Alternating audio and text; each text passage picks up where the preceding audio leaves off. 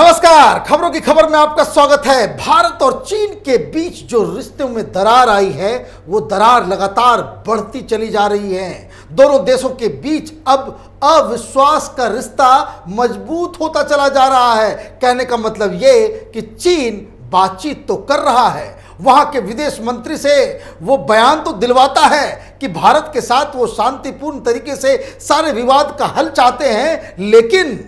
वो पीठ पीछे भारत को चाकू मारने की कोशिश कर रहा है, वादा खिलाफी करने की कोशिश कर रहा है। ये कहें कि चीन भारत को चकमा देने की कोशिश कर रहा है, लेकिन भारत सरकार ने भी अब ये फैसला कर लिया है कि वो चीन के किसी भी चालबाजी को सफल नहीं होने देंगे। ना चीन के ब्लैकमेल के झांसे में आएंगे, ना ही उनके सामने घुटना टेका जाएगा। आज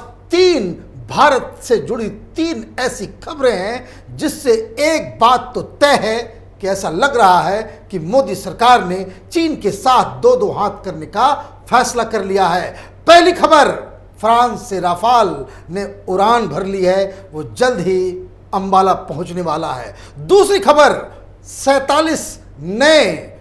चाइनीज ऐप्स को बैन किया गया है। और तीसरी और जो सबसे महत्वपूर्ण खबर है इन दोनों खबरों से भी ज़्यादा, कि डीओबी जो दौलत बेग ओल्डी है, जो हमारा जो एयर स्ट्रिप है वहाँ पे भारत ने T-90 टैंक, दुनिया का सबसे बेताज जो टैंक है, सबसे मजबूत टैंक, उसकी पूरी की पूरी यूनिट को वहाँ पे लगा दिया गया है।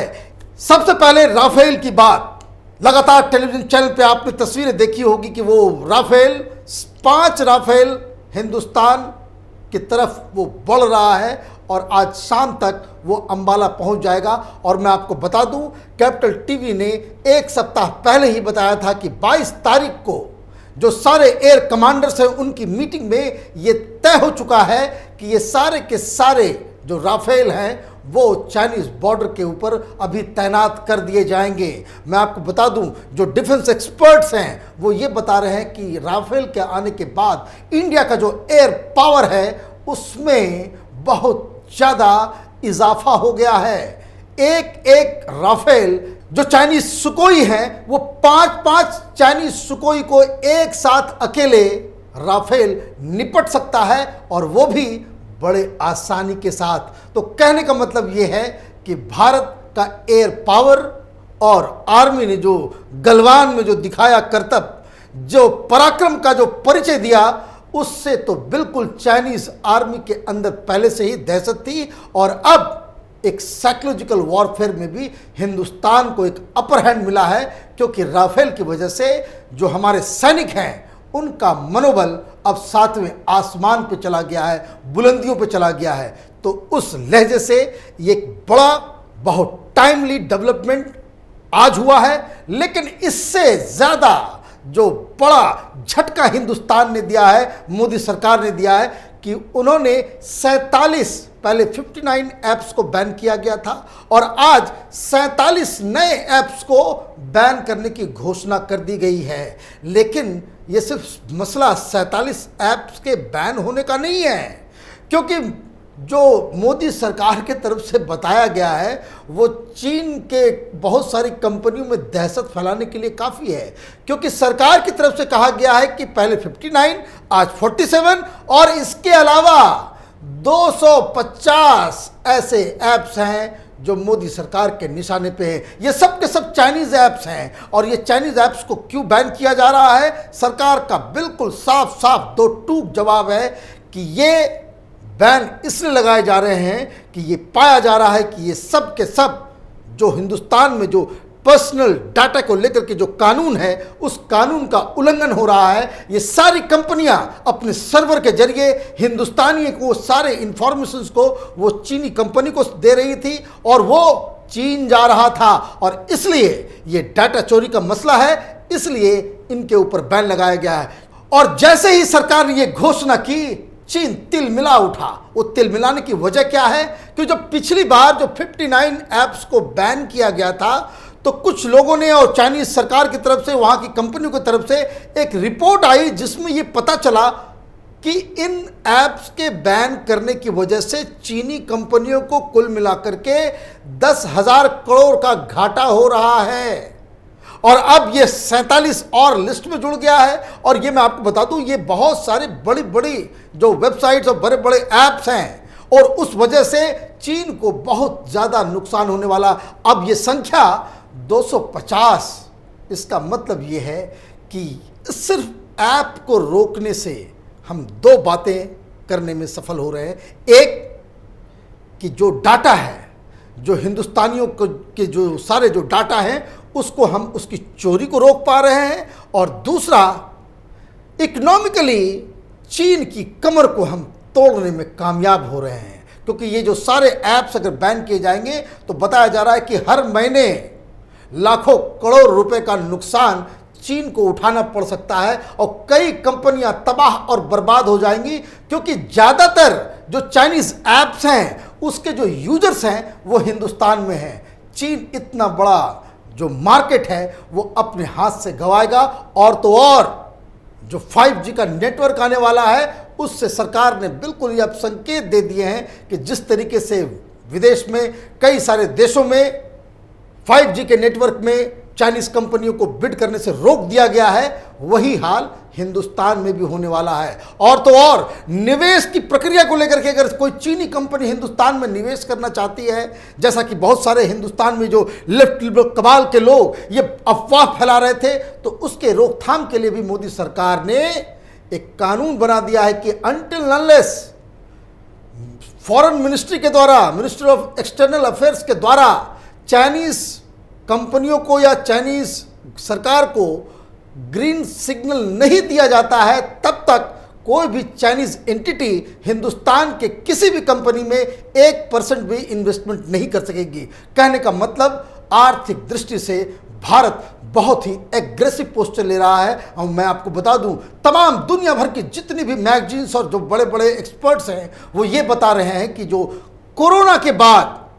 तो पूरी दुनिया तबाह हो रही है कोरोना की वजह से, और उसका मुख्य विलन जो है वो चाइना है। और ये लोग कह रहे हैं कि हिंदुस्तान अकेला और सबसे साहसी मुल्क है जो चीन को जवाब दे रहा है। इवन अमेरिका वो तोप युद्धपोतों को तो वो भेज दे रहा है, वो बयानबाजी तो हो रहा है, लेकिन अभी भी इस तरह से ना वहाँ ऐप्स को बैन किया गया है और ना कोई इस तरह की कंक्रीट कार्रवाई की गई है। और इस वजह से चीन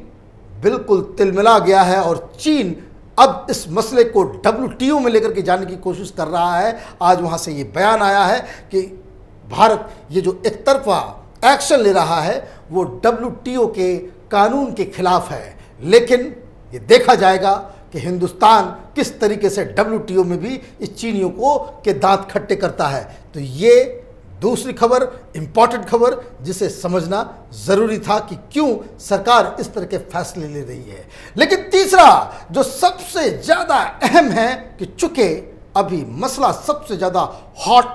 लद्दाख के बॉर्डर पे है और वहाँ पे दौलत बेग ओल्डी के पास हिंदुस्तान ने पूरी की पूरी आर्मरी को जो है वहाँ पे उतार दिया है। जो खबर आ रही है, खबर में ये बताया जा रहा है the Indian army for the first time has deployed a squadron, मतलब 12 टैंक के T-90 missile firing tanks, APCs and the full troop brigade 4,000 men at Daulat Beg Oldie, with Beijing deploying close to 50,000 troops in Aksai Chin. New Delhi is taking no chances. ये खबर आई है और ये खबर का मतलब क्या है कि हिंदुस्तान ने पूरी आर्मरी जो है वहाँ पे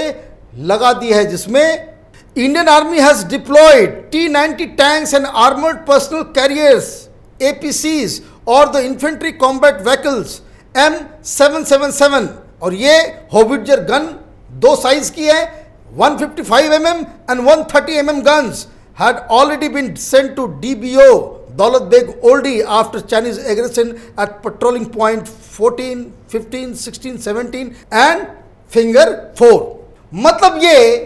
कि भारत ने जो हिंदुस्तान, ये जो दौलत बेग ओल्डी वहाँ पे एक हमारा एयर स्ट्रिप है, ये 16,000 फीट की हाइट पे है। ये सबसे ऊंचा इलाका है जो आप ये समझ लीजिए ये क्यों इतना इंपॉर्टेंट है और क्यों हिंदुस्तान ने वहाँ पे T-90 ये सबसे हेवी टैंक है। इसका मुकाबला दुनिया, चीन के पास कोई ऐसा टैंक ही नहीं है जो इस T-90 के सामने टिक पाए। और इसको बहुत ही स्पेशलाइज तरीके से, वो जो हाईवे है जो सियोक नदी से वो जो वहाँ तक जाने के वाला जो रोड है, उस रोड की वो कैपेसिटी नहीं है कि ये 48 टन, इतना भारी है ये टैंक, उसको वो कैरी कर सके। तो बहुत ही स्पेशलाइज तरीके से 12 टैंक्स को वहाँ पे डिप्लॉय किया गया है। साथ ही साथ बहुत सारे आर्मरीज और ये यहाँ पे 4000 लोगों को भी डिप्लॉय किया गया है। ऐसा क्यों किया गया है? क्योंकि ठीक वहाँ से नीचे, उससे थोड़ा सा जो DOB है उसके नॉर्थ में, जो पाकिस्तान से काराकोरम के लिए जो रोड आ रही है वो वहाँ से गुजरती है। और तो और चीन की जो पूरी तैयारी थी, ये जो धोखा देने की जो कोशिश थी, ये गलवान के जरिए ये जो सड़क वहाँ तक दौलत बेग ओल्डी तक जाने की जो सड़क थी उसको रोक करके इस DOB के ऊपर अपना कब्जा करने के लिए, ताकि इनका जो ओरिजिनल प्लान है कि जो लासा से वो एक हाईवे जो चलती है और जो काराकोरम जो पाकिस्तान से जो हाईवे आती है, इस दोनों को एक वैली के जरिए मिलाया जाए। लेकिन अगर जब तक दौलत बेग ओल्डी पे हमारे सैनिक होंगे, वो चीनियों का ये प्लान सक्सेसफुल नहीं हो सकता है। मतलब ये चीनियों की धूर्तता देखिए, ये हिंदुस्तान में घुस के एक कुछ और इलाके में, वो जो चाइना और पाकिस्तान के बीच जो हाईवे है उसको लासा से जोड़ने के लिए, ताकि उनका समय और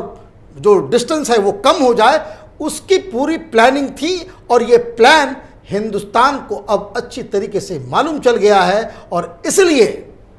हिंदुस्तान ने आज वहाँ पे T-90 जैसे विशालकाय टैंक्स की वहाँ पे उन लोगों ने डाल दिया है। और मैं आपको बता दूं, ये सारे प्रोग्राम के लिए चीनियों ने अक्सई चीन के पूरे इलाके में अलग अलग जगहों में 50,000 के आसपास ट्रुप्स इन लोगों ने तैनात कर दिए थे। लेकिन हिंदुस्तान के लिए एडवांटेज की बात यह है कि हम इस ऊंचाई पे बैठे हुए हैं कि जहाँ से 100 चीनियों के ऊपर हमारे 5 बहादुर जवान जो है वो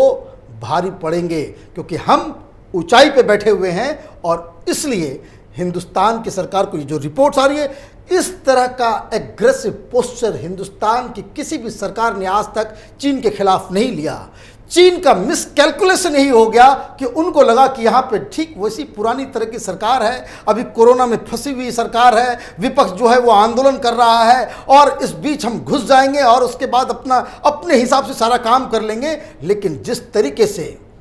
हिंदुस्तान की सेना ने जो जवाब दिया है, वो गलवान में जो घटना घटी, जो पराक्रम हिंदुस्तान के जवानों ने, शहीदों ने दिखाया, उससे उनके अंदर दहशत फैला हुआ है। तो ये 3 खबरें और तीनों का मतलब और तीनों किस तरह से हिंदुस्तान की सिक्योरिटी और जो लद्दाख में चीन के खिलाफ ये जो एक कुछ साइकोलॉजिकल गेम भी चल रहा है, इकोनॉमिक वॉर भी चल रहा है और ज़मीन पे भी जो सेना लड़ रही है उसके लिए कितना इंपॉर्टेंट है। आप देखते रहिए कैपिटल टीवी। हमारे वीडियोस को लाइक कीजिए, शेयर कीजिए और हमारे चैनल को सब्सक्राइब कीजिए। धन्यवाद।